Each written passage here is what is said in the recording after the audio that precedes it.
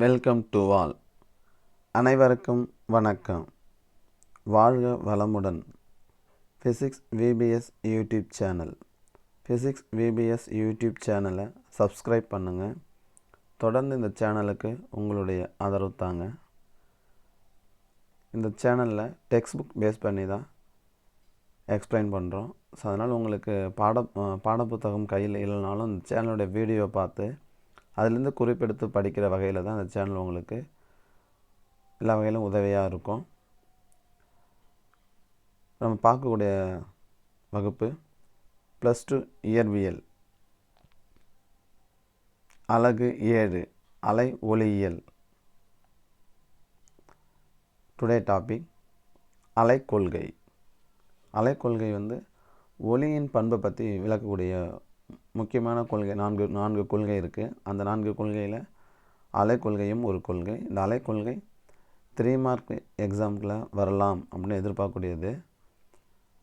Now discuss the topic அலைக்கொள்கை. அலைக்கொள்கை wave theory அப்படின்னு சொல்கிறோம்.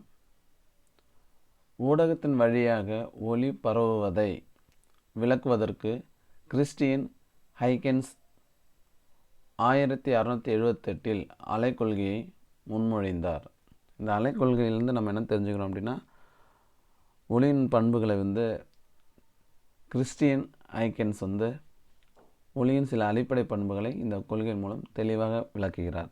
இவருடைய கருத்துப்படி ஒளியானது அலைவடிவில் பயணம் செய்கிறது. இப்போ கார்போக்ளஸ் தியரி பார்த்தோம். அங்கே சர் ஐசக் நியூட்டன் என்ன சொன்னார் அப்படின்னு பார்த்தீங்கன்னா, ஒளியானது நுண்துகள்களால் பரவுது அப்படின்னு சொன்னார். ஆனால் இவர் ஹைகன்ஸோடைய அலைக்கொள்கையில்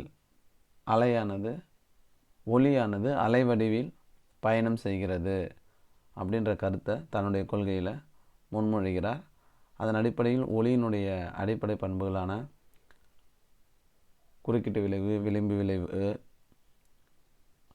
ஒளி எதிரொலிப்பு, ஒளி விலகல், இந்த பண்புகளை இந்த கொள்கையால் எளிதாக விளக்க முடிகிறது. அதற்கான விளக்கத்தையும் கொடுத்தார். ஆனால் அதே நேரத்தில் ஒளியின் தலைவிளைவு பண்பை இக்கொள்கையால் சரியாக விளக்க முடியவில்லை. ஏன்னா தலைவிளைவானது ஒளியானது குறுக்கலை, நெட்டலை அல்ல அப்படி என்பதை நமக்கு தெரியும். ஏன்னா தலைவிளைவு பண்பு என்ன இருக்குது, ஒளி ஒரு குறுக்கலை தான் அப்படி என்பதை நிரூபணம் செய்வதற்கு ஒளியின் பண்புகளிலேயே முக்கியமான பண்பாக செயல்படுகிறது. ஏனென்றால் எதிரொலிப்பு, ஒளி விலகல், குறுக்கீட்டு விளிம்பு விளைவு, இந்த சோதனையில் நம்ம ஒளி குறுக்கலையா நெட்டலையா என்பதுக்கு தெளிவான ஒரு முடிவுக்கு வர முடியாது. ஏன்னா இரண்டிற்குமே என்ன இருக்கும், இரண்டு அலை வடிவத்திற்கும் இந்த பண்புகள் பொருத்தமாக இருக்குது. அப்போ ஒளி குறுக்கலை தான் அப்படி என்பதற்கு தலைவிளைவு பண்பு மட்டும்தான் முக்கிய இடத்தை வகிக்கிறது. அந்த தலைவிளைவு பண்பை பற்றி இந்த கொள்கையால் விளக்க முடியல. அது மட்டும்தான் இந்த கொள்கையில் நம்ம ஒரு குறைபாடாக பார்க்கலாம். இப்போ நம்ம லைன் பை லைன் பார்க்குறோம் பாருங்கள். அலைக்கொள்கை வேவ் தியரி.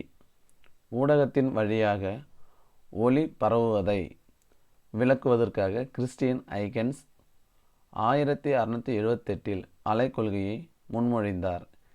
இவரின் கொள்கையின்படி ஒளி என்பது ஒளி மூலத்தினால் ஏற்படும் மாறுபாடாகும். ஒளினா என்ன அப்படின்னு இவர் என்ன சொல்கிறாருன்னா, ஒளி மூலத்தினால் ஏற்படும் மாறுபாடு தான் ஒளியாக நமக்கு கிடைக்கிறது அப்படின்னு சொல்கிறாரு.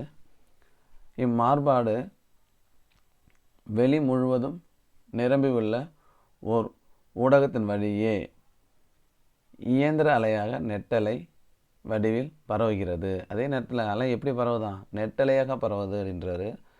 வெளி முழுவதும் உள்ள ஊடகத்தின் வழியே பரவுது. ஏன்னா இயந்திர அலை போது என்ன இருக்குது, ஊடகம் இருந்தால் மட்டும்தான் அலை பரவும் அப்படின்றது இவருடைய கருத்து. இயந்திர அலை பரவுவதற்கு ஊடகம் அவசியம். எனவே ஈதர் என்ற ஊடகம் வெளி முழுவதும் பரவி உள்ளது எனவும் யூகித்து கொண்டார். இவர் என்ன சொல்கிறாருன்னா, இயந்திர அலையானது ஒளி அலை வடிவத்தில் படுகிறது. என்ன அலை வடிவம்? நெட்டலை வடிவத்தில் பரவுகிறது. இந்த நெட்டலையான இயந்திர அலையை பரவதற்கு ஊடகம் அவசியம் அப்படின்பது இவருடைய கருத்து. அதன்படி என்ன இருக்கு? ஊடகத்தின் வழியே பரவுகிறதுன்னு சொல்கிறாரு. அதற்கு வெளி முழுவதும் என்ன ஊடகம் இருக்குது அப்படின்னா ஈதர் அப்படின்ற ஊடகம் பரவி இருக்குது. அந்த ஈதர் ஊடகத்தின் வழியே இந்த ஒளி அலை வருகிறது அப்படின்னு தன்னுடைய கருத்தாக யூகித்து கொண்டார் கிறிஸ்டியன் ஐகன்ஸ். ஒளி எதிரொலிப்பு, ஒளி விலகல், குறுக்கீட்டு விளைவு மற்றும் விளிம்பு விளைவு போன்ற ஒளியின் விளைவுகளை இக்கொள்கை நன்கு விளக்கியது. இவர் நெட்டலை அப்படின்ற அலை வடிவத்தில் தான் ஒளி பரவுது அப்படின்னு சொன்னதுனால அந்த அலை வடிவத்தை பயன்படுத்தி ஒளி என்ன இருக்குது? ஒளியின் விளைவுகளான விளிம்பு விளைவு, குறுக்கீட்டு விளைவு, ஒளி எதிரொலிப்பு, ஒளி விலகல் இந்த பண்புகளை நன்கு அவரால் விளக்க முடிந்தது. இந்த கொள்கையும் அதற்கான சரியான விளக்கத்தையும் கொடுத்தது அப்படின்னு சொல்கிறோம். பின்பு வெளி முழுவதும் பரவியுள்ள ஈதர் ஊடகத்தை பற்றிய இவர் கொள்கை தவறு என்று நிரூபிக்கப்பட்டது. அதே நேரத்தில் ஒரு சில விஞ்ஞானிகள் பார்த்திங்கன்னா நமக்கு அறிவியல் அறிஞர்கள் ஒளியின் திசைவேகத்தெல்லாம் கண்டுபிடிச்சாங்க. யார்? மைக்கேல்சன், ஃபோகால்ட் இவங்கெல்லாம் ஆராய்ச்சி பண்ணும்போது அவங்களுடைய கருத்தில் என்ன தெரிஞ்சிட்டாங்கன்னா அப்படி ஈதர்னு ஒரு மீடியம் இல்லை அப்படின்ற ஒரு கருத்தை முன்மொழிந்தாங்க. அதனால தான் அதை சொல்கிறோம். என்ன இருக்குது? பின்பு வெளி முழுவதும் பரவியுள்ள ஈதர் ஊடகத்தை பற்றிய இவர் கொள்கை தவறு என நிரூபிக்கப்பட்டது. எனவே வெற்றிடத்தின் வழியே ஒளி எவ்வாறு பரவுகின்றது என்பதை இக்கொள்கையினால் விளக்க முடியவில்லை. அப்போ ஈதர் ஊடகம் இல்லை அப்படின்னு மற்ற அறிவியலறிஞர்கள் கருத்தில் தெரிவிக்கும் பொழுது அப்போ எப்படி ஒளி வெற்றிடத்தில் எப்படி பரவுகிறது அப்படின்னு கேட்கும்போது அதற்கான சரியான விளக்கம் அலைக்கொள்கையால் தர முடியவில்லை. மேலும் ஒளியின் தலைவிளைவையும் இக்கொள்கையினால் விளக்க முடியவில்லை. ஏனெனில் தலைவிளைவு என்பது குறுக்கலை பண்பாகும். ஒளியின் தலைவிளைவு என்பது குறுக்கலையின் பண்புகளாகும். அந்த குறுக்கலையின் பண்பாக இருக்கிறதுனால அதை எப்படி இந்த தலைவிளைவு என்ன பண்ண முடியலன்னா அலைக்கொள்கையால் நிரூபிக்க முடியல. ஒளிக்கு தலைவிளைவு பண்பு இருக்குது அதுன்றத நெட்டலைன்ற கருத்தின்படி இந்த கொள்கையால் விளக்க முடியல.